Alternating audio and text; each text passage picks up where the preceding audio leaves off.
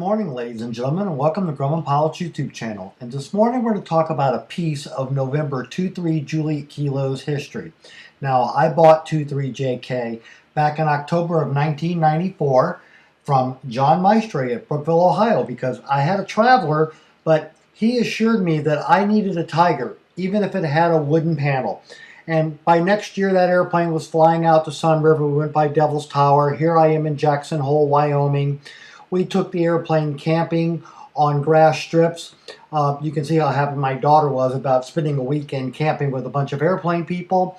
But then in 1998, we scuffed it up and we repainted it, and she looked pretty good, and that's the way she looks now. Then in 2006, we put a new engine in her, and we flew her a lot of places. Now, 23 Juliet Kilo was actually certified by the factory February 3rd of 1975, which explains the 23 part of the N number.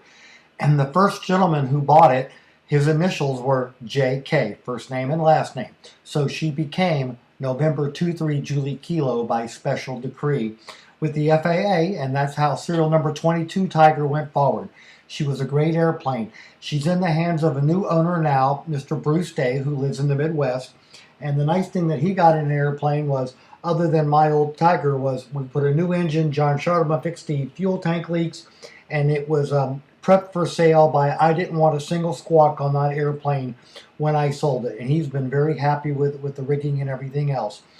As part of getting the airplane ready, it got all new glass, all new plastic, all new hardware, bling on the tie-down rings.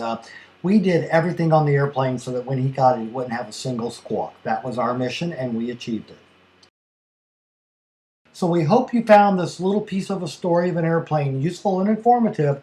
Thank you so much for watching, and have a good day flying your Grumman.